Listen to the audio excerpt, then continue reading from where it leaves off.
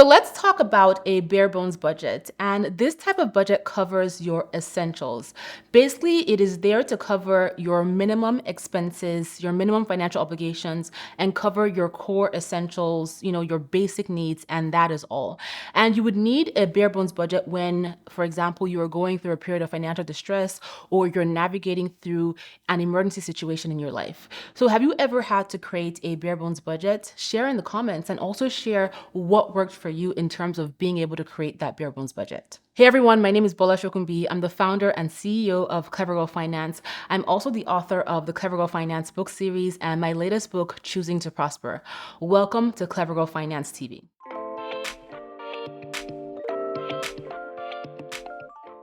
So in today's video, we're going to be talking about how to create a bare bones budget. And as I mentioned before, this is a budget that only covers your core essentials and that is it. One thing to keep in mind about a bare bones budget though is that it is not a long-term sustainable solution because it is very restrictive. Because there is no room for extra spending or for wants, this is something that you leverage for a short period of time. And you may be wondering, well, when would somebody need a bare bones budget? Well, it might sound dire for you to start thinking about creating a bare bones budget, but there are different scenarios in which you might need one. For example, number one, you experience a loss of income. So if you lose part or all of your household income, then a bare bones budget is basically what allows you to weather through that period because it helps you focus down on what is truly essential that you need to pay for until you bring the additional income back into your household to cover your full expenses. A bare bones budget would also make sense if you have a really big financial goal, an aggressive savings goal that you're trying to reach, and you just want to focus on saving that money by cutting out all your non-essentials and then just putting whatever extra you can outside of your core essentials towards savings. And then the third scenario where a bare bones budget may make sense for you is when you want to be prepared. So let's say you're trying to bulk up your emergency savings, you just want to have money in the bank, you want to have that peace of mind, then you could leverage a bare bones budget to just focus on paying for your core essentials and then putting any extra money you have towards saving so that you can create that peace of mind for yourself. So while you might not need to have a bare bones budget actively in your life right now, it's always good to know how to create one in the event that you need it. For example, as I mentioned, a loss of income, if you have an aggressive savings goal, or if you just simply want to be prepared and have extra money sitting in the bank. And when it comes to creating a bare bones budget, it is very simple. There are 3 steps to getting it done. Number 1, you want to make a list of all your necessities. And these are essentially the things that you need to survive. These are not the nice to haves. These are not the wants. These are your core essentials. Your food, housing, transportation, core utilities, any medicines you might need. Basically, what do you need to be able to survive week to week, month to month? You want to list that all out. Number 2, you want to make a list of the things that you know you need to cut. And this can be done by pulling your bank statements, pulling your credit card statements, and getting a highlighter and just going over every single expense that is a non-essential. Sometimes it requires you doing this detailed overview to actually see what you're paying for. And this would also include taking a good hard look at any automated transactions, subscriptions, and etc. that are coming out of your bank account. And number 3, once you determine what your necessities are and you determine what you need to cut, then you want to leverage a budgeting approach to track your bare bones budget. And whatever budgeting approach you leverage is basically one that should work for you. You can use an app, you can use a spreadsheet, you can use a variety of different budgeting methods. For example, the percentage-based budgeting method, the 50-30-20, the 80-20 method, all of which we have videos about on this channel. But essentially, you want to get a budgeting method in place so that you can track how you are doing with your bare bones budget. Remember, a bare bones budget is, for many people, a temporary situation. So you want to structure it in a way that even though it may seem tight, you know that it's not going to last forever. And once you replace that income, once you get that job back, once you have reached your savings goal, once you have, that emergency savings put aside, then you can reevaluate your spending and adjust your bare bones budget to be not so bare bones. So I hope you guys are enjoying this video so far. If you are, please hit the like button, subscribe to this channel, tell your best girlfriends about Clever Girl Finance, and then then stop by clevergirlfinance.com. We have over 30 plus completely free courses. Our blog gets updated every single day. And we have an awesome podcast called the Clever Girls Know Podcast everywhere you listen to your podcast episodes. So let's get back to the video. So everyone's budget is different, right? And some people may have non-negotiable expenses in their budget that they just absolutely have to pay for. However, regardless of whether or not you have non-negotiable expenses, even if you think you cannot cut back on these expenses, you might be able to. And I'm going to go over a few examples right now. So for example, number one, housing. Are you able to downsize your living situation right now to get into a cheaper home? If not, are you able to rent out rooms in your house, get a roommate, to save money on those costs? That is something to think about in terms of cutting back on housing, which obviously is a non-negotiable for everybody. Number two, your utilities.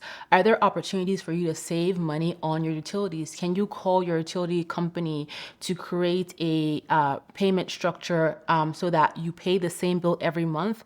And a lot of utility companies, what they will do is, because they know that heating bills are high in the winter or air conditioning bills are high in the summer, they will help you create an average bill plan where you pay the same amount every month, and they take into consideration the high cost of the bills in the summer and winter and balance it out across the year for you. Another thing you can do is increase your thermostat in the summer and lower your thermostat in the winter to save more money on those utility bills. Number three, food.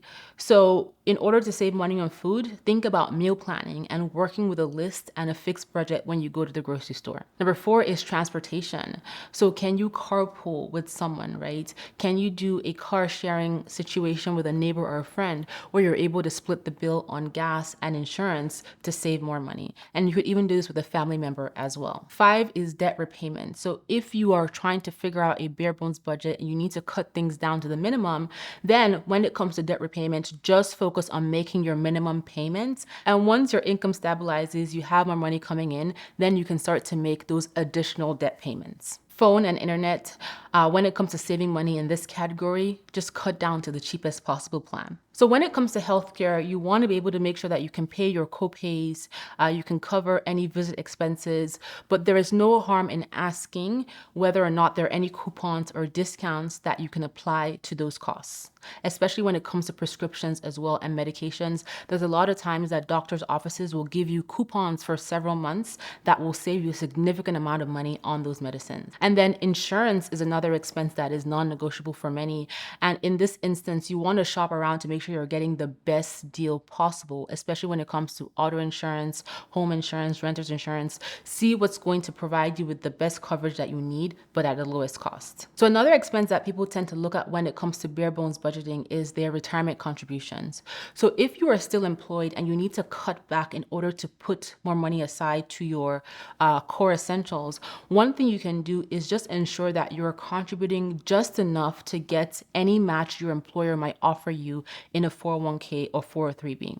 If you are unemployed and you're currently contributing to a Roth IRA or a traditional IRA, then it might be that you cut back on those contributions temporarily until you get back on your feet, right? And put that money towards establishing that bare bones budget. Again, a reminder that when it comes to using a bare bones budget, this is temporary. So this is not saying that you completely end your contributions to your retirement account. This is instead saying that readjusting your timeline about how much you're contributing and when, so that you can survive with your bare bones budget. So if you're employed, contribute just enough to get that match from your employer because it's free money. And if you are not employed, then you might pause your contributions knowing that at some point in time, you're going to start contributing again. And if possible, ramp up to play catch up on the contributions you missed while you were focused on that bare bones budget. Another big expense that sometimes is non-negotiable are family expenses. So for example, paying for daycare, your child expenses, alimony expenses, etc. And one thing you can do is call to see if there are any payment or pause opportunities for you to take advantage of. That way you can weather through your situation and then come back to being able to cover your family expenses fully. Another expense is personal care items. And while you're working on a bare bones budget, these are expenses that you would only purchase. These are items that you only purchase when you absolutely need them. And then if you're someone who has a pet care is an expense, and sometimes a very big expense, right? From pet food to grooming to vet bills. So you want to determine if there are any plans in which you can purchase items in bulk to save money for your pet.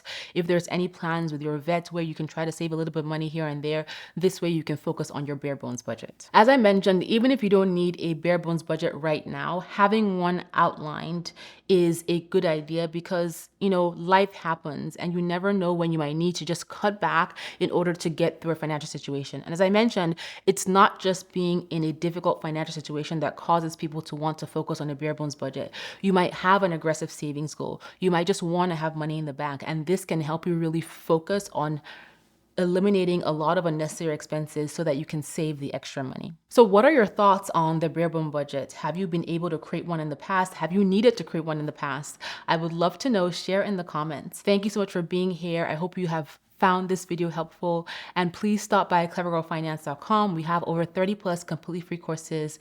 We update our blog every single day, and I would love for you to check out the Clever Girls Know podcast, which I host with a different guest every single week. Thank you so much for being here, and I will talk to you soon.